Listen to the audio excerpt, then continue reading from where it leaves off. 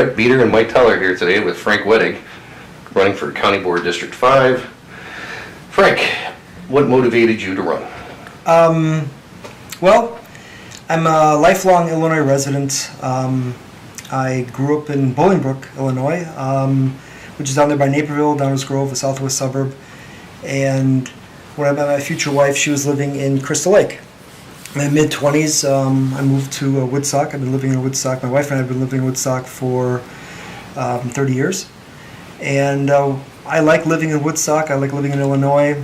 And a lot of my work colleagues, friends, family members always kid me about living in Illinois. You know, why would you want to live there with the high taxes and the politics, and when are you going to leave Illinois?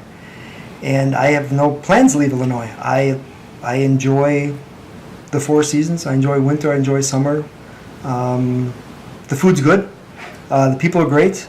This is what I know. I like living here. And so rather than complain about Illinois and do nothing with the politics, the economics, I thought I'd do something about it and run for county board. So that's basically it. I'm tired of Illinois being a punchline of some bad joke.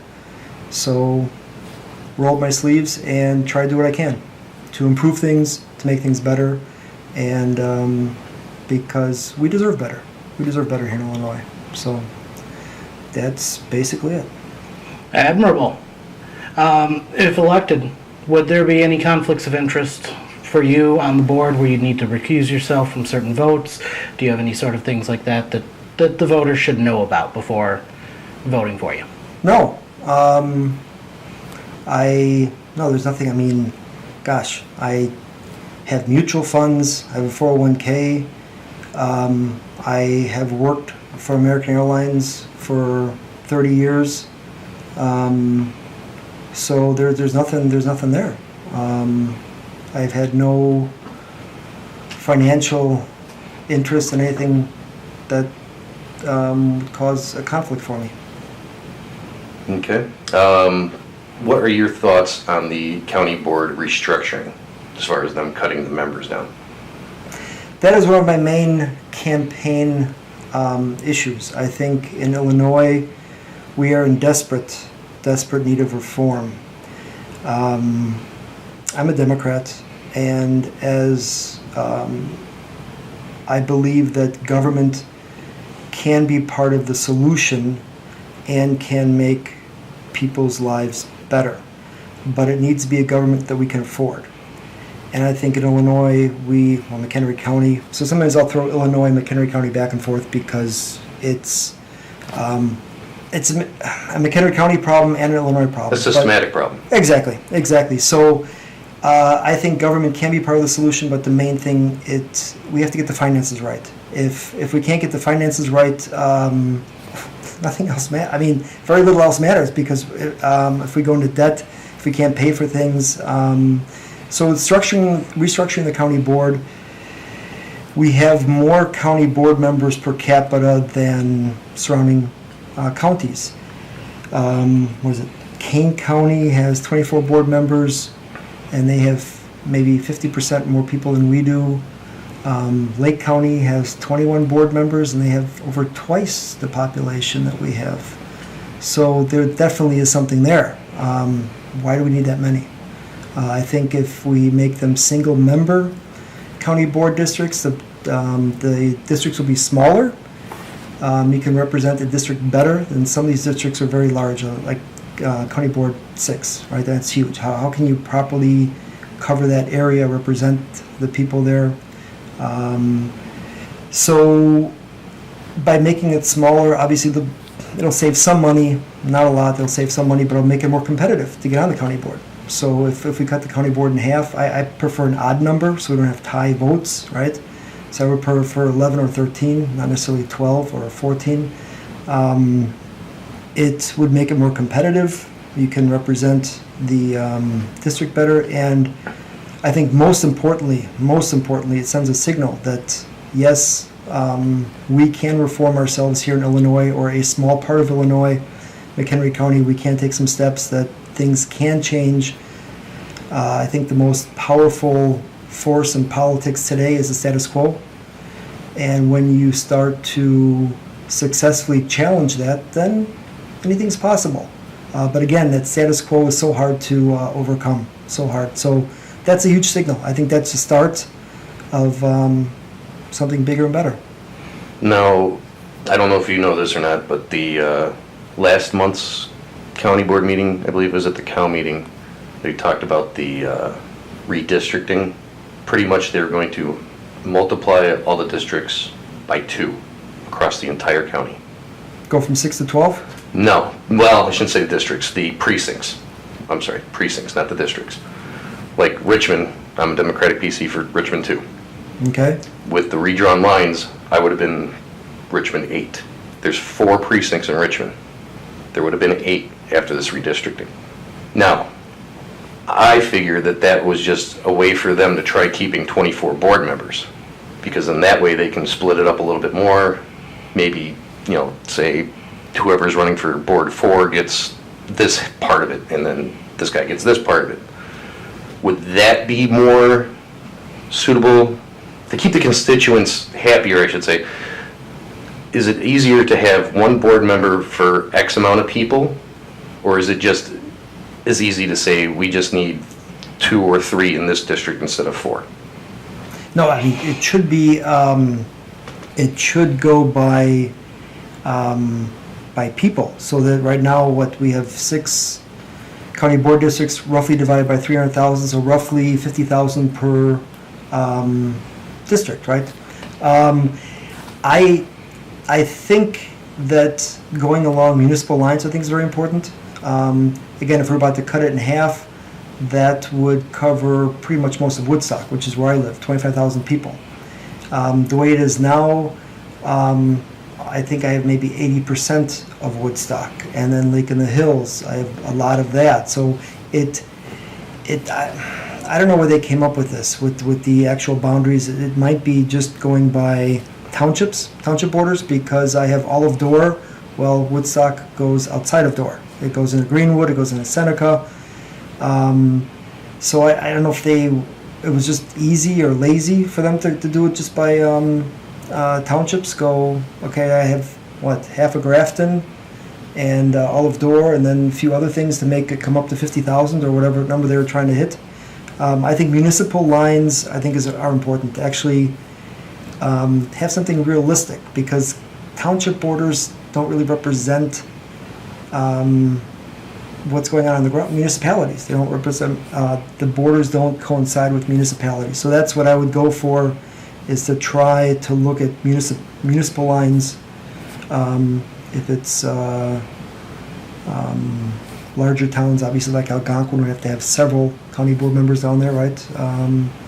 Crystal Lake, the bigger towns, maybe 2 or 3, just to divide out like that. So that'd be something I would look at. So with, I was not aware of that. I know they were looking at reducing the county board or changing the number, but the details, I was not aware of that.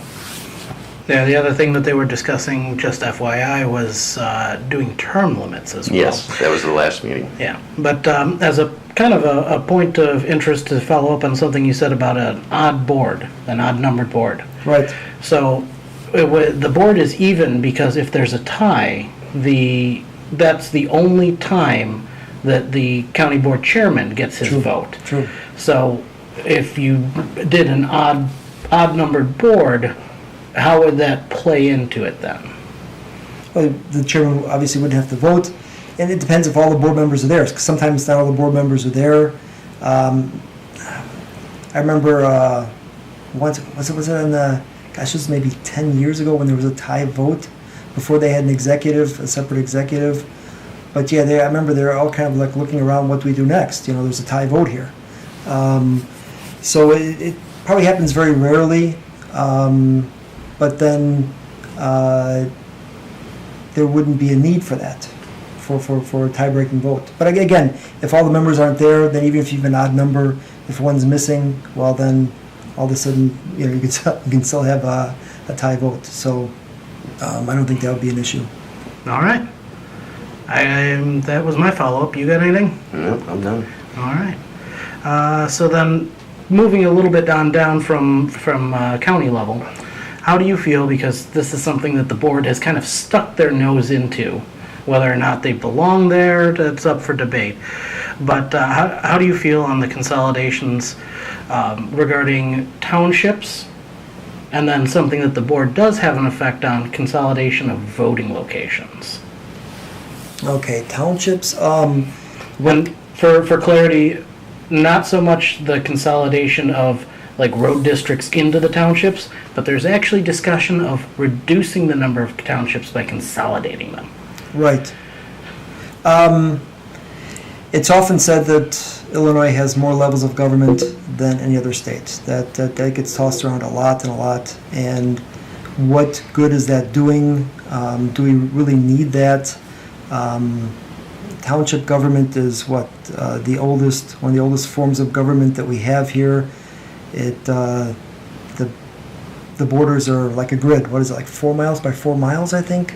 It was something like that. Yeah, what a person on a horse can cover, 150 years ago or something. And the township government, what do? They do public assistance, road maintenance, and assessment. I think they only have 3 things that they're supposed to do. Anything else is an expansion of their authority or their mandate. So with consolidating them, with public assistance, is that better done?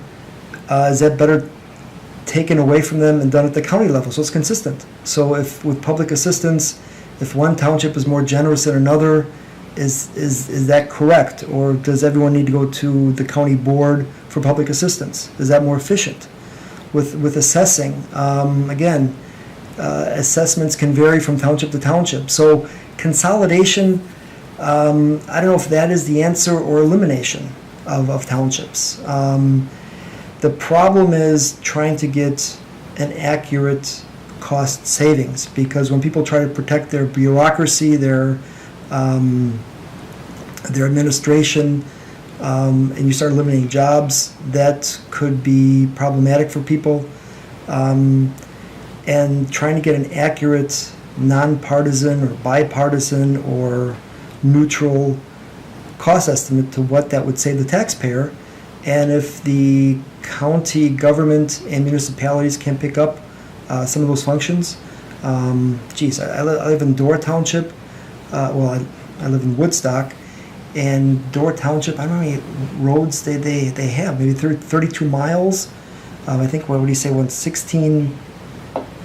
32 lane miles, which is 16 miles times 2. They try to inflate it a little bit. It's like a mile is a mile to me, not these lane miles.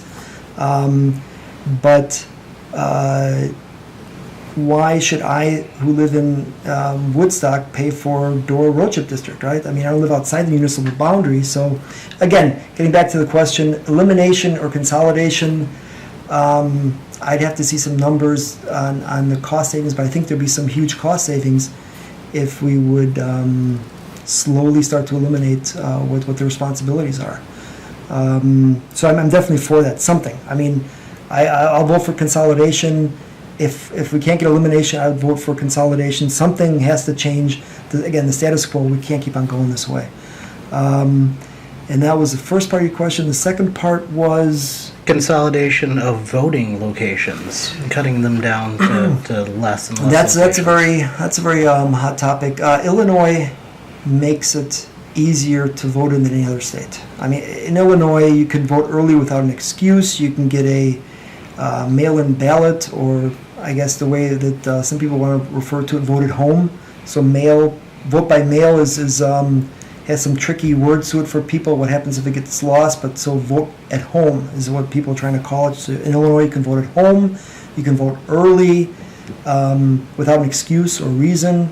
There's so many different ways of voting that I've lived, I can't remember the last time I actually voted on election day. My wife and I have always voted early. It takes 5 minutes. The hours are very convenient. We always go to the county offices there on Ware Road, and we're in and out in, less than 5 minutes. So the way it was presented with consolidating voting locations, again, we need cost savings. And I don't think it was presented very well where the cost savings came from consolidating the voting locations, or why certain ones were consolidated. So the fact that something needed to happen with cutting costs, fine. It's very easy to vote. But how much are we saving? And I'd like to have a little background on that, not just throw a number out there. It's like, okay, $1.5 million. Well, thank you, but where's the documentation on that? And why did you pick those voting places to close? Okay, if some of those cost money, you pick the ones that cost money, and the ones that are in public spaces that are free. Okay, fine. Give me some rationale, give me some logic, give me some details as to why those were closed. So and then I can buy it. Then I can say, okay, that again, savings had to come from somewhere, and whenever you start cutting things, people are going to get upset. So it has to start somewhere. So it's unfortunate, but again, the savings, we're spending too much money. Yeah, I get you with the savings. One of the main reasons given for the voting location consolidation was that a lot of the schools didn't want to have voting on their premises anymore.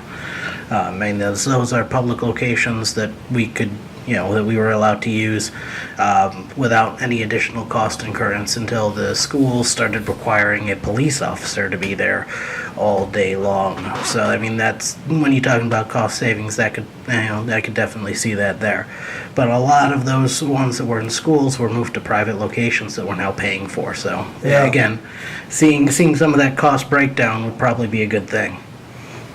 And here on Don't Panic, our biggest push is show me where the money's going. If Right. it's going to be cheaper, do it. But And- we need to show, but like you said, we need If it's going to be cheaper and we're not going to lose anything. out of it. Yeah, and if you're going to start cutting things, you damn well have a better good at reason why. Let me just say something with a police officer in school. Don't they have one there anyway? So Not all of them. Okay, so not all have a police Not all the officer. schools Okay. have one, yep. And even if they did, they wanted a different police officer just to not tie up the school resource officer all day. Yes. And voting is all day, right? Yeah, and if I remember correctly, most of them were, there was like 2 cops, like one would do, and they usually are doing it on their days off. So they're getting paid from the department, but the department's getting the money from the county. So usually, from the way I was told anyway, is that like one officer would be there first thing in the morning until whatever they decided the halfway point was, and then another one would come in. But yeah, it was, I can't remember what the last school was that did that, but yeah, it's been a while since I had to run into that, so. It's kind of sad that we need a police officer at a voting polling place. It's like I think that's sad. That's a whole different can of worms on whether or not we actually need one. Okay. But the schools wanted it. Okay, right. But yeah, I think we're good there. You good there? Yeah, We're good there. It's your turn. all right. Go, Brett. Go, Brett. Go. What is your position on privatization talk on Valley High Nursing Home? From what I understand is that we are one of the few counties that have a publicly operated nursing home. I would like to see what other counties are doing. I think it's important that there is an option for lower income people or people that cannot afford a nursing home, that they're if it's a county that should provide it or the state, I think there should be some public funds available to help people out that need a place to go. I would like to see what the cost savings of privatizing it. And again, what would we lose if we privatize it? So I would, right now there's a surplus there, isn't there? Yes. There's a huge surplus. So it's like, how did that happen? And what would happen to that surplus? So I could go either way. on that. Because again, the cost savings have to come somewhere, and if we, by privatizing it, would not lose quality of care, that's a big one, then I would have no problem with that. Again, if other counties, from what I understand, we're one of the few that have that, if other counties are doing it, again, why do we not have that? Well, Valley High was run by the county, then it was privatized. And the county took it back over because of shoddiness. Sorriness. And it was actually, when it was run privately before, it was running not only shoddy, but they were always short on money. And when the county takes it over, there's a surplus. So you gotta kind of wonder about that. So it sounds like the county then is doing a better job than the private company would be. But then what's happening in other counties? Why? I mean, again, it'd be interesting to look at other counties too, to look at it a little further, to see what they're offering. Yeah, I haven't looked at the full history of Valley High, so I don't know exactly how it originated. But I do remember, when was that in the 90s when it went private, or late 80s, I think? You know what? I could go back and I could listen to Carlos's talk. Yeah, that's true. He laid out the whole history of that. Yeah, he did.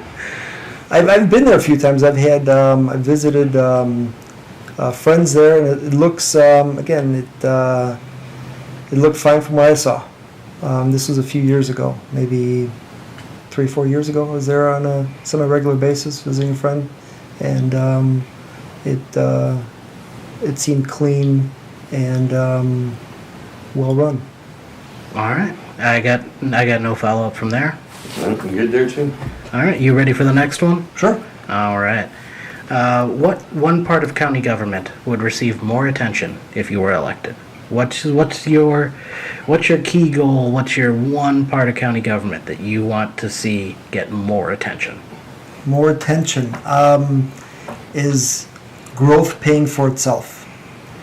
How can it be that I was here in the 90s and McHenry County was the fastest growing county in the country? Not in Illinois, not in the Midwest. It was one of the fastest growing counties in the nation. And growth is good, or so the saying goes. And then how can we be one of the highest taxed counties in one of the highest taxed states in the nation? So if growth is good, how has that affected my taxes other than going up? So residential growth that actually pays for itself without me subsidizing it is one thing that would get a lot of attention to me. Residential growth is a low-hanging fruit. We have all this space, space that's what is being used for farming, right? A lot of it, small farming, that doesn't generate a lot of jobs. Farming is very honorable, hard work, but there's no people getting fees or bonuses or commissions off of farming. The farmers, they work hard. They sell their produce at farmers markets or grocery stores or distribution channels. So there's not a lot of glamour in that. But with real estate, residential real estate, there's a lot of fees, commissions, bonuses, and I am tired of my taxes going up whenever there's new subdivisions being built. And that would get a lot of attention, is that any kind of residential growth I would make sure that is actually adding to the bottom line rather than subtracting, and we could focus on business growth instead of residential growth. Residential growth is the easy one, but business growth is a little more difficult, whether it's industrial or retail or commercial, whatever kind of business growth we're looking at there. But that's one of the reasons why I'm getting involved too, is that with the planning, this low density residential, it's not sustainable. It is not sustainable, and we're paying for it now. So when the real estate meltdown happened in 2008, the mortgage meltdown there, they often talked about Nevada and Florida having the highest foreclosure rates. But if you look at the counties that The highest counties were in Nevada and Florida, but then McHenry County is up there too. That was in the top. It's like, what's this Illinois County doing? It's like, okay, Nevada, Florida, Illinois. Well, Illinois, that was McHenry, that was us, with one of the highest foreclosure rates. So, and then what happens there is that real estate prices go down. People can't sell their houses, they're underwater. In Woodstock, where I live, it's estimated that 1/3 of the single-family houses are rentals. Nothing wrong with rentals, even though single-family houses are tough for rentals because of the maintenance. Obviously, as you know, if you live in a single-family house, there's always something to pay for. And many of those landlords in Woodstock are reluctant landlords because they can't sell their house. So they might as well rent it because they're no longer living in it. So that's something where it's like we got to stop subsidizing residential new construction. Rehabbing, tear downs, that kind of thing. That's what I would encourage. Not to increase the supply, because if you increase supply when demand is down, that's a recipe for disaster. So by the sounds of it, I'm thinking you're going with the build the business end of it, and the population will fix itself. Because if you get more business, you're going to have more people coming back in to live closer to work, or maybe even start their own business out in the county that's booming with business all of a sudden. Well, it's hard. I mean, I work at O'Hare Airport, and I've read studies where over half of the residents in the county, 66% is what I read in the 60s there, leave the county every day for work. Some even go all the way to DuPage County for work. I mean, that's pretty far. And that's been happening ever since I've been living here. So to change that, all of a sudden, that's going to be hard to do, where everyone not everyone, but many stay in the county. We're talking private sector jobs here, and suddenly work in the county. That's going to be kind of hard to change. It'd be great to change that, but McHenry County apparently has always been a bedroom community, and it'd be nice if the jobs were here, but it's important to keep the transportation corridors efficient so that people can continue to have that pattern, whether it's Metro going into the city and having, I don't know, a white-collar job there in the Loop, or driving to some factories in suburban Cook County, or down to Kane County. So I-90, Randall Road, 47, Route 14, those are all very important corridors to keep the commerce kind of going. So people earn their paychecks in Lake County, bring it back to McHenry County and spend it here. Because obviously if they live here, they're going to be paying their taxes here, doing their grocery shopping, whatever over here. So yes, it'd be nice to have more jobs in McHenry County, but that's going to be a tough one. Then we get back into the Illinois problem, where people are leaving McHenry County, jobs are leaving McHenry County, and that's it. But it's also happening to Illinois as a whole. When I go knock door to door, I see for sale signs, and if people are home, I ask them, why are they moving and where are they moving to? And most of them are saying it's because of job loss. They're moving because they lost their job, and they're moving out of state. So they're not moving to another part of Illinois or another part of McHenry County. They're leaving the state. So that's part of a bigger problem. But again, if we can lower some of the costs of living here, maybe the people can stay here. And maybe it's a regulation thing too with creating jobs. But yeah, I'd be focusing more on trying to create commercial growth rather than residential growth here in the county. All right. You did mention the farmlands there. Now, correct me if I'm wrong, but if I remember correctly, there is a requirement in McHenry County that a certain percentage of the county needs to remain farmland from the county level. It's either a requirement or it's like an unspoken rule or something like that. So it sounds like you might have a little bit of an uphill battle one way or another, whether it's that unspoken rule or an actual requirement. I do know what you're talking about, though, but yeah. So how would you convince the rest of the board to either move past that kind of unofficial rule or official rule, whichever one it is? To reduce the farmland, Yeah. the quantity? You were talking about using some of that farmland, right? Or did I misunderstand you? No, I think he was talking about turning the farmland into houses. To Right. prevent that. Right, To to prevent that, prevent that's an easy thing to do when you see open space to turn it into housing.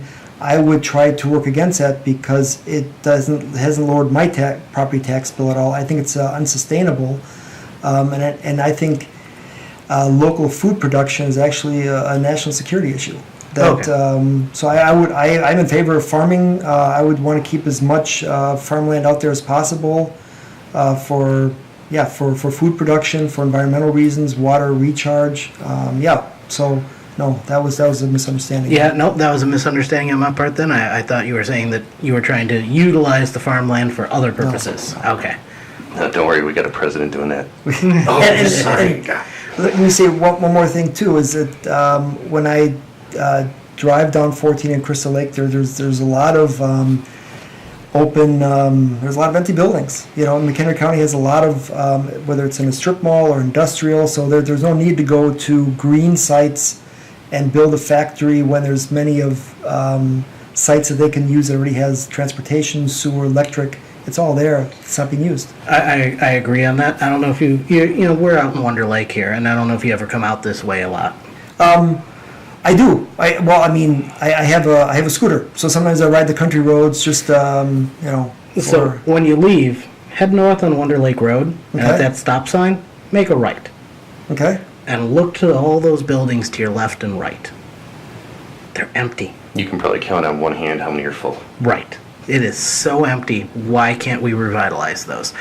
Is that retail or is that industrial? What kind of Retail. Retail. Retail. Yeah, that's tough.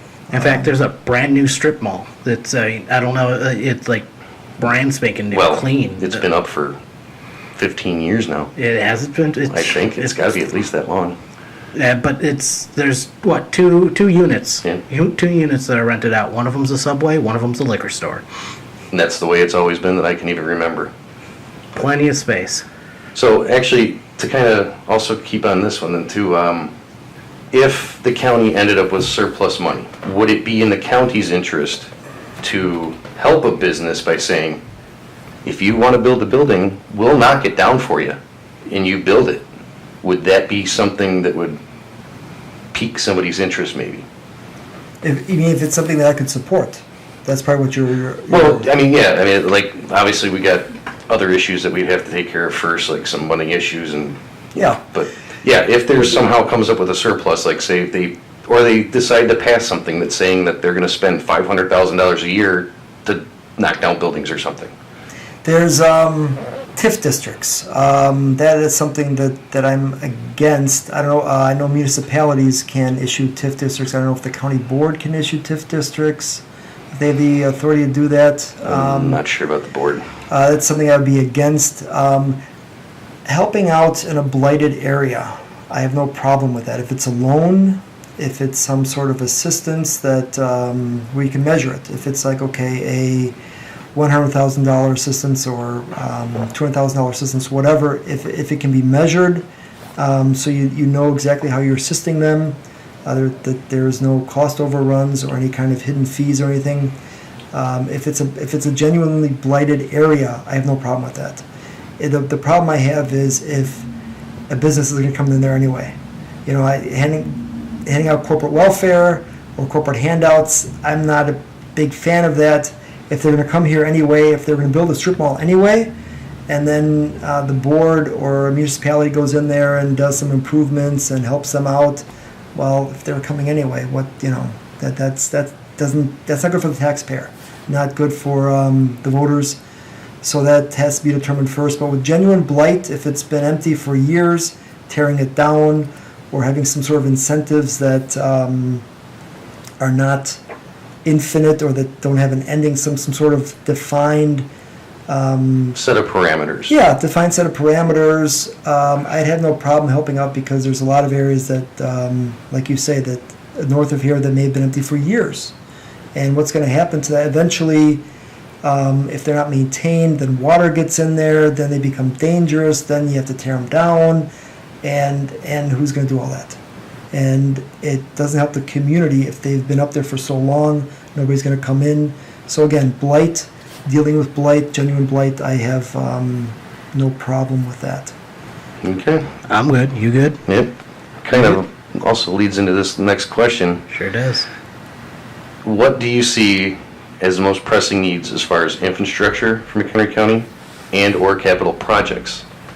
As I mentioned before, with some 60% plus residents leaving the county every morning for private sector jobs, the road improvements for Randall Road, for Route 47, Route 14, all those transportation corridors, Metra can be nice to improve some more express service from McHenry County, because it takes a long time to get into the city. If that can somehow be looked at, where we can have a little more express service into the city, that would be a main focus, is to allow people to get to their jobs efficiently, to continue to live out here. Basically, you have to continue to live out here and get those paychecks outside the county, to not interrupt that. Basically, to not interrupt that, and then from there,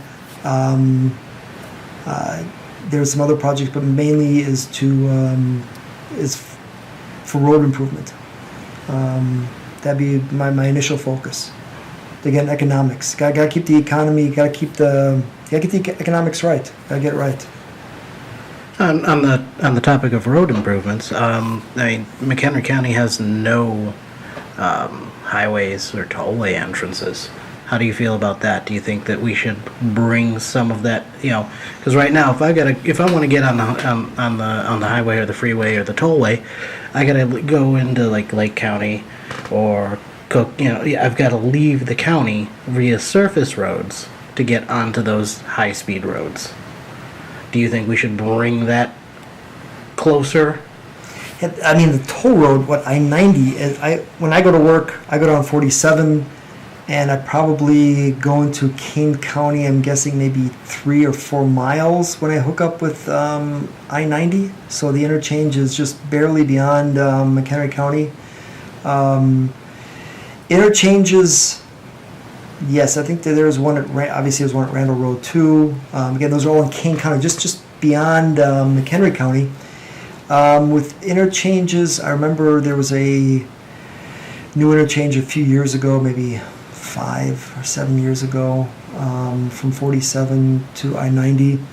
And the county really promoted it and was excited about this 4-way interchange, because before Route 47, you can only enter I-90 going east, and you can only exit I-90 coming from the east. So basically, Out in Huntley. yes, out in Huntley, yes, in Huntley, yeah.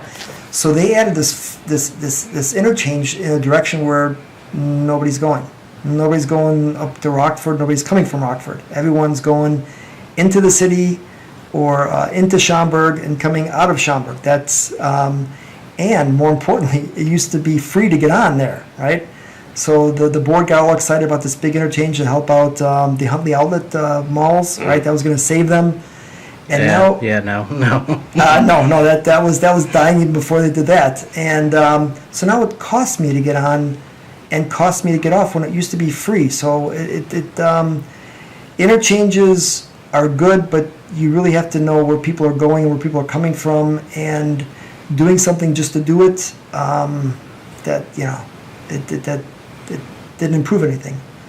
It didn't, not like I say, now it costs people to get on and off where it used to be free, and you got a direction where nobody's coming from or going to, or very little. So I think we have the interchanges we need with I-90. Again, like Randall, 25, 31, everyone's heading south. Everyone's heading south to get on I-90 or get off I-90, yeah. Now, for me, in the ways that I travel, I have to go all the way down to Lake Cook. That direction, okay. Yep. Route 12. Yeah. So I got to go all the way down to Lake Cook. I spend almost an hour on surface roads before I even touch a high-speed road. That's why you just need to drive north. Yeah, but see. Oh, wait, and again, outside the county. For reference for our listeners and for you, because you really don't know me all that well. Mostly I work from home. I'm an IT guy. I work from home. We don't have a brick and mortar location because either we're remote or we're at the client's site. Well, all of our clients are closer to Chicago, and in order to get down that way from here, that's the route I got to take. Unless I want to spend a whole bunch of money on the toll roads. A whole bunch of, yeah. It is hard when you go east of here, for those people that want to go to Ravinia. How do you go to Ravinia from McHenry County? It takes you forever. Mm-hmm. So going east, true, the traffic patterns are, down to the tollway or even 14. That's probably an efficient, high-volume traffic pattern for people to go that direction. But from up here, northern McHenry County going east, that's tough. That's, to develop this part of the county with more road volume, transportation volume, I don't know if it would, are the numbers there for that? That's the thing. Roads are expensive, right? And that's why we still have a tollway after all these years. No, that's a whole different story. I know. I just love pushing your buttons on the tollway issue. I hate tollways. But they got better now with iPass, right? So and now they have a two-tier pricing system. So basically, Illinois residents or who's got an iPass, you pay half of what the people with. I don't have an iPass. I'm an Illinois resident. I don't have an iPass. Oh, I bought one. you guys can share it. Well, here's the problem. Oh, no, not No? anymore. Oh, that's the new thing. Yeah. Yeah, you can't even share it in your household anymore. It has to be on that car only. Well, you change your license. Unless you change your license plate daily, I don't know if you can do Right. that. Yeah, you would have to go up onto the site and change the license plate every single time. Here's the problem that I have with the iPass, and this maybe just let me put on my tinfoil hat here for a moment. And it's a big like I am a very model of a modern major. It's a big tinfoil hat. No, I know exactly where you're going with this already, and it was my issue too. Yeah, and that's because it seems like Illinois is always looking for another revenue stream, and being an IT guy, understanding certain things and things like that, you could definitely 100% send somebody a ticket in the mail based on how long it takes them to get from iPass to iPass. They say they'll never do it, It's but just Illinois waiting to says a happen. lot of things. Sure. And you bring up another good issue is, and this is always a political issue, is it a revenue problem or a spending problem in Illinois? My perspective, it's a spending problem. For other people, they might say it's a revenue problem. I have to say it's 75-25. 75 spending, 25 income. Because, like I said, if the reason you're coming up with income, or how you're coming up with income is just based solely on speeding and... No, okay, I guess in general, if Illinois' problem, if it's a revenue problem or if it's a spending problem, that's a basis for a lot of political conversations or disagreements where, well, we can use some more revenue stream. Well, no, we have too many, and it's a spend. I think it's a spending problem in Illinois. But yeah, with the tollway, I drive it all the time, and I start seeing these fancy displays and these fancy signs and stuff. It's like, wait a minute, I don't want that. I don't need these displays. But again, I'm paying for them with my tolls, and I was doing fine without the fancy displays, without the fancy signs. Well, and those fancy displays and those fancy signs are getting that information based on the unique IDs of the iPass and using that to estimate traffic and everything else like that. And since each iPass has a unique ID, it's how they charge you and not, Bob next to you. That could very well be used in the future to send you a ticket because you are doing 10 over. Yeah, or I think it's been used in court cases, right, where alibis or... Based on where you were. Yeah, so yeah, if you are, yeah. All right, I think we've kind of run that infrastructure. Unless you got anything else you'd like to polish that one off with? No, I think hopefully I've made myself clear. All right, next question then. Should any part of the county budget be shielded from cuts? And if so, what? The county budget's very interesting. I can download a PDF. It's like 350 pages. You Google it, and then you come up with a PDF, and you can look through it. So there's a lot, obviously, what, $250 million? There's a lot to it. I would say no. When you're trying to have affordable government and you're looking for efficiencies and you're looking for synergies and you're looking for productivity, all those good things, I would say no. I would say nothing should be shielded. It would all be on the table, starting from the top. See, that's the thing with decreasing the size of the county board, is that that's a good place to start to send a signal, rather than starting at the bottom where you cut wages maybe of workers who are earning very little or who are doing a lot of work, trying to make them more efficient. I think starting at the top would send a good signal that it's serious, that we're looking at the whole budget. No, I would think nothing should be shielded. No sacred cows. Yeah, that'll be my approach. Is that racist now, or is that okay now? I think that's religious. Oh, okay. You got anything follow up there? No. 'Cause- Pretty straightforward. Yeah, No that's- sacred cows. Mm-hmm. All right. I think it's your turn, unless there's anything else you wanted. And I interrupt? Or are you good there? Yeah, that's fine. All right. Last real question. What do you think about the ICE contract that McHenry County has? Are you familiar with what we're talking about? Yes. Okay. Immigration, customs, and enforcement, right? Yep. Immigration, customs. Yeah, all these government acronyms. Trying to keep all these things straight. So for some background, there's a contract to rent out the top floor of the McHenry County Jail to ICE. Right. I remember a while seeing the revenue coming in from that, but I didn't quite see the costs. I like to see the costs, so it'd be the net revenue. Revenue is one thing, but what are the costs of doing that? And with a government contract, I guess I really don't have a strong opinion. If it's legal, if it's if it is space that can be utilized, if there is actually money coming, again, if it'd be done in a humane way where there's federal standards, the federal standards are being met, the state standards are being met, legal standards are being met, I'd have no problem with that. If it's we're a nation of laws, and if that is the law, and if there's transparency there and it's being done, I would have no problem with that. Okay, now my follow-up on this is, would you prefer to keep it the way it is where the sheriff negotiates the contract and the county signs off on it? Or would you just prefer that the county just dealt with the whole thing in the first place? Was that last one doubled the whole thing or dumped the whole?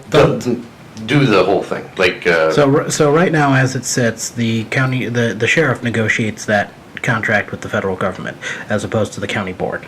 but the board has to sign off on it. They're required to sign off on it because they don't get to alter the contract. Pray I don't alter the deal any further. They don't get to alter the contract at all whatsoever. It's all negotiated by the sheriff. So would you keep that in the sheriff's hands, or would you like to see that moved to the county board? I think that's what Brett was asking. Probably more oversight. I'd want more oversight from the board. Again, more transparency. So I'd have to look. I'm not that familiar with it, but I would like for the board to play a larger role in that, because it is a sensitive issue, and the public would want to know what the conditions there are, and again with the actual costs and revenues coming in. So I would like for the board to take a larger role in that. All right. Well, we are actually approaching that 1 hour mark, so I don't have any follow-up. Did you have anything else you wanted to talk about that we may have missed in our questioning? No, I think my main topics were hit. All right, any final thoughts? Want a website you want to plug? Yep. Have at it. Remind the people who you are and give them your website and all that good stuff. My name is Frank Wedig. I'm running for County Board in District 5, which is most of Woodstock, a lot of Lake in the Hills, a little bit of Crystal Lake, a little bit of Bull Valley. My blog is Vote for Wedig at blogspots.com. And we'll also put that in the description down there at the bottom. And I appreciate your vote come November. Excellent. That was straightforward. Once again, this is Mike Toller. Brett Beater. And this was Don't Panic, McHenry County's interviews for county boards. You all have a good night, day, whatever it is, because there's no specific time. I keep forgetting that. It's pod space. Pod's time. Pod time. Pod time. Is that like pod people?